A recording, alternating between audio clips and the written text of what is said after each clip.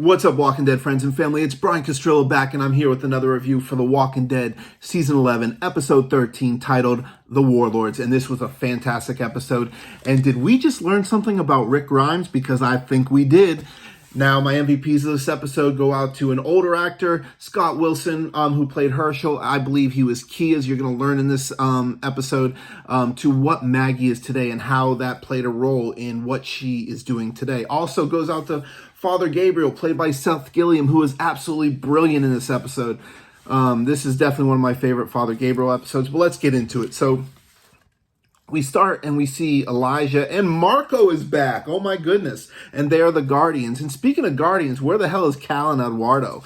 Of course, Cal, we last seen, played by James Chen, we last seen him in the episode The Calm Before.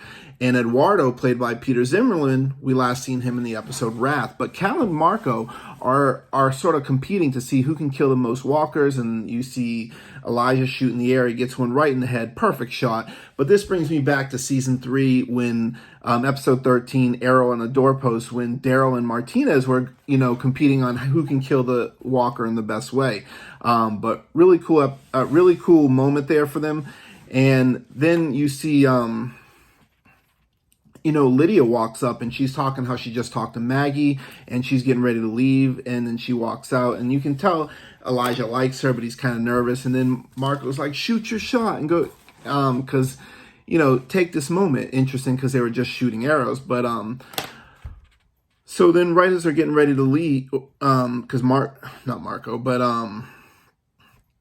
Elijah says he'll go with Lydia, to kind of help her along the way. Then we see a character ride up that we learn that later is Jesse, and he's dying, and he has this sort of map, and he warns that they're liars and they slaughtered everybody, and he gives it to Lydia.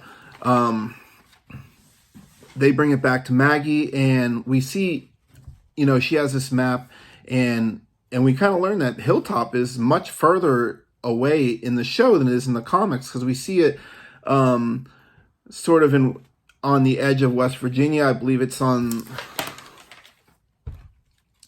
but it's much further in the show than it is in the comics. I thought that was kind of interesting. And Maggie doesn't want to go, but Elijah says, that the person who did that could be someone we know. It had to be someone we know. And he actually mentions Georgie. So I do believe Georgie's coming back. It's just a matter of time or when, but I kind of think Georgie might be playing some sort of other role, possibly like a Jadis type role, before she actually, joined the CRM as, one of their leaders. But then Lydia says, when Maggie's talking about, we don't have the people to go, and then she says, that's exactly who my mother would have targeted. And so eventually they decide to go, but and they're in a truck, and this was kind of a really cool conversation between Lydia and Maggie. Excellent job by both of them. But Lydia's like, why don't you want their help? Speaking of the Commonwealth. And Maggie's saying, well, we can get by without them. And Lydia's like, well, why do we have to just get by? And then Maggie's like, well, what's easier isn't always better, because Maggie is seeing a lot of the stuff that's going on, and she tells a story about Hershel, and this is why I kind of give credit to Hershel playing the role on who Maggie is today. And he's talking about how some developers wanted to muscle in and buy the farm, and they were leaving feed for the cattle and everything, and how his faith just kept him to be strong and believe in what, who they were, and that they would survive. And he just left the feed on the, on the porch. And so that way they would see that they didn't need them. And that's kind of what Maggie is saying to Lydia, that we can't just, that's why we don't want to take their help, because we can do this without them. We don't want to see them as we need them. And you kind of have this dynamic of how Maggie's life on the farm and what she was taught by Hershel versus Lydia, who grew up in the Whispers, and how she just wants to do more than just get by, whereas Maggie is, a little bit stronger, and she wants to she wants them to do it and not depend on anybody else. But there's kind of this dynamic between them. Now, as they're going, they almost hit these walkers that are actually Commonwealth guards, and then they show their their throats slit, and then all of a sudden you see Aaron, running up behind. Then the scene shifts to a week ago. We got Aaron walking into this church and watching, Gabriel's sermon, and he's kind of preaching about the difference of living in safety behind walls versus out in there, and how, out on the road everybody's family, but in here it's, in the church it's not the same, and this is kind of how we have to get to. But ultimately, the key moment was when Aaron and Gabriel get a moment to talk, and we learned that Aaron was an NGO, and he was asked to help with recruiting this team on the western border of, West Virginia, which kind of made me think of the Western Alliance, but I don't think that's what's going on here. But and then he mentions how those two went through hell, and of course this is a reference to episode with Robert Patrick, who was on the, of course, the Terminator, and just kind of what they've been through. And they want Gabe because this is a religious group, and they think Gabe, would be helpful in getting this group. But then, they get there, and we meet this Toby Carlson guy who's completely obnoxious, and I guess he's in charge of the Commonwealth group. Not the group, but the group that basically went through there. And he's telling Gabe that he wants him to keep the collar on because he took it off. They don't believe that him and Aaron don't believe this is a good idea. And he's basically telling Gabe, that's part of your costume. And you should have seen the look on Gabe. Because if we go back to that scene where they're in the church, Gabe actually tells Aaron that he's starting to hear God again. So I believe religion, or his religion, is becoming very important to him again. So, they go up to this big apartment building, and we learn that there's like 40 people in there roughly. And then we meet this, this group comes out. The character Hart, we see her, but this isn't a big episode for her, but we did see her in the trailer, so I'm excited to learn a little bit more about her. But she basically takes them through the building after taking all their weapons, and the music, the darkness, it was very creepy and dark and kind of scary as they're walking through, until they finally get to this room where we meet Ian. Now, Ian is another Terminator actor, played by Michael Biehn, and he was actually kind of scary. And during this time, I thought he was like a really bad guy. He was called a warlord, but he was just really scary. And he's asking, well, Aaron's trying to basically sell him the Commonwealth and why they should come with them. And he pulls out this iPhone and he's showing these pictures. And you got Commonwealth guards in there, although I don't know if those were the right people that he probably should have shown. But this brought me back to when Michonne and Rick, they first meet, Aaron back in season 5, I believe it was. And Michonne's asking him, like, where are all the people in your photos?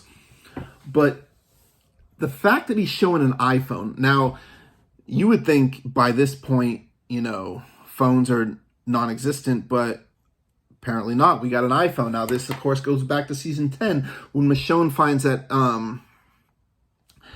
that phone with, that shows, Michonne and older Judith, and then you got writing inscribed in Japanese. It says translated basically to hold out a little bit longer.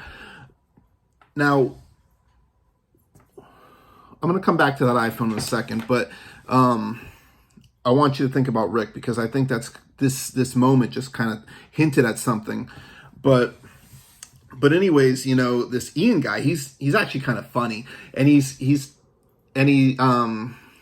talking about like how he's basically being I forgot the word, not recruited, but it's, oh my gosh, because this was kind of a callback to, when they first meet, an audition. Yeah, that's basically auditioning to go to the Commonwealth. This kind of reminded me of Aaron saying that to Rick about auditioning to come into Alexandria. But he's like, so is there, Ian is talking to Aaron, and then And he asks, like, where's the location of the Commonwealth?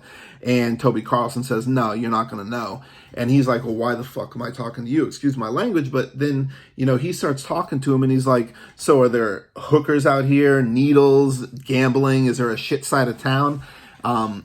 He's just a total smartass. And then he's basically, he starts threatening Toby Carlson, saying, you're not going to tell me why, where I live. Why won't you tell me? You must think I'm stupid to let you go. And he's like getting ready to shoot him. Aaron kind of calms him down, as does Gabriel. And then all of a sudden, Toby Carlson quickly takes control of it, grabs the gun as he's talking to Aaron, shoots him in the shoulder, turns around, shoots the two guys. But I want to bring you back to something else in that room that kind of reminded me, because Ian was telling some stories about how people sat in the chairs that they were. This is before Toby Carlson, got control of and, shot his two big guards. But he said that people were dressed as wolves, sheep in wolves' clothing, and that they were rapists and, raiders, and they just wished to do them harm. And in the background, he has these skulls of the people who sat in those chairs as he used them to threaten. Of course, this brings me back to another season 3 moment where we see the governor with all those walker heads, in the fish tanks. This is definitely a lot of season 3 callbacks, but he basically, he ends up shooting him in the shoulder. Then we see, and this is where I'm talking about Rick Grimes, because now we're going to Toby speaking to Lance, and we see this is, in the past a little bit more, and he comes in the office and Lance is talking to him, how, he used some of the resources to go at when they went to Alexandria, and he took some of those resources to go after that other thing he's working on. See, I believe that Lance on the DL is working with the CRM now, and that's why he just refers to that other thing, because he's not going to just, of course he's not going to come out right and say it, but then we learn that Toby Carlson is a CIA assassin and that they used to work together. And interesting, they pull out the bottle of Dwayne Jones whiskey again. We saw that back when the Robert Patrick episode. And it's kind of interesting because Father Gabriel, now this could be two things they're really screwing with us on Dwayne Jones possibly maybe being on the wall of lost later on when Morgan comes back, but it's also a callback to that episode because Father Gabriel says, what kind of people would spend $2,000 on a bottle of whiskey just to get drunk? And then there you see, Lance casually drinking that whiskey, and I think it's kind of like reflecting on what type of person he is, because I think Lance is a really bad guy. But who knows? Maybe we might get Dwayne Jones, because technically we didn't see him die, the whole body thing, but I digress. But then the two are kind of threatening each other, and Lance actually offered him some of this drink, but Toby rejected it, saying how he was sober for like 4 years. But then Lance doesn't want to, go to this apartment complex because Lance is saying he needs a surgical tactical group, not a big one, because then Pamela will know. And then, Toby doesn't want to do it because he's kind of retired from that. But then Lance is like basically saying that, what he has can be taken away. And then he's like, are you fond of living? And it's interesting that he sticks his finger in his drink, takes it up, and basically tastes the alcohol, basically saying, I quit, being that guy when I was drinking, but I can easily come back and, take you out. I am still that guy, so don't screw with me. And they're basically kind of threatening each other. It's a really great conversation, scene, very pivotal. Then we get back to where, where they're kind of Toby's beating up basically Ian, and he's trying to get information out of him, and this is after we saw Jesse kind of take off, although he did kind of get shot in the shoulder. running away. But then we see, Ian being beaten up. Toby's trying to get information out of him. Eventually he just kills him. Very brutal, as we get to see kind of what Toby is. So now we're seeing what this kind of shadowy underground group that Lance is doing. But then we see later on that Jesse reaches, and we see Negan, and we find out Negan was actually part of this group, and that's where he went to. He found a new group, but Negan gave him a map to Hilltop to find Maggie, and said, "You bring this to Maggie and you let her know." So that is where Jesse, who got there, and he was warning Lydia, to tell Maggie. But then we see Toby Carlson. He has some of the group, and you see Negan and Father Gabriel down below.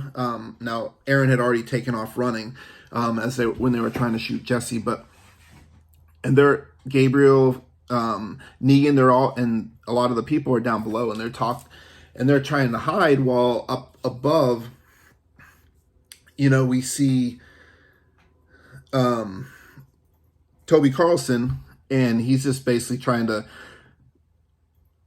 bully his way, and he has two of the guys on the edge of the roof, and he's saying, where are these weapons? Where is the cargo that I'm looking for? And they're like, I don't know. And he's like, he basically says he believes him, and he pushes him off the roof, and you can hear him doing this one by one, letting everybody else know, because he's got this bullhorn warning him that I'm just going to kill you all if I don't get what I want. So that was a really kind of crazy scene right there. He throws them all off the...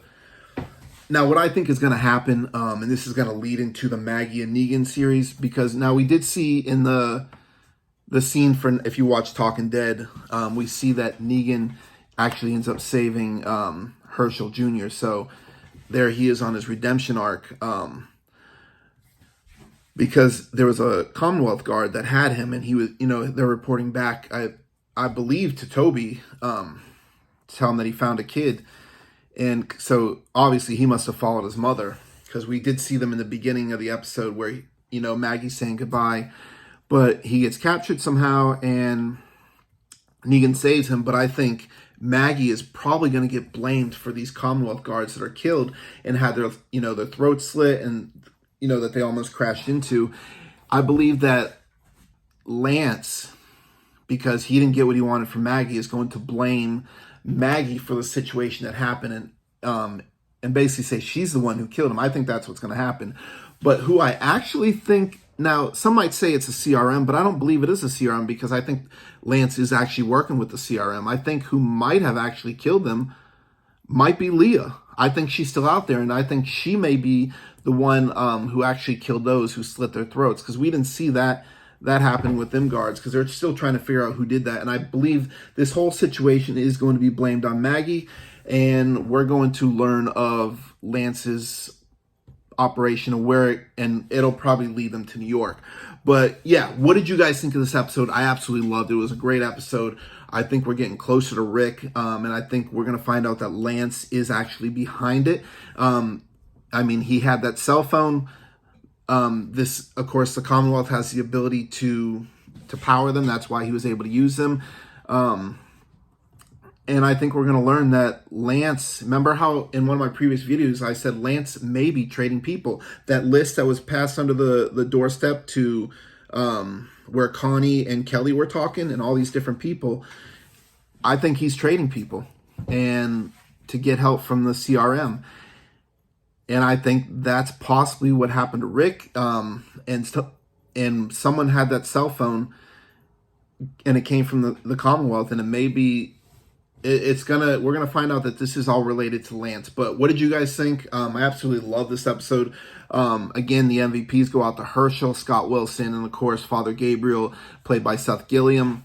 But my shout out in this video is going to, so last week after the episode, I was invited to go check out a fantastic podcast called Beauty and the Beast. It's spelled Beauty and Beauty and the Beast, but it said Beast is spelled BEAZTS.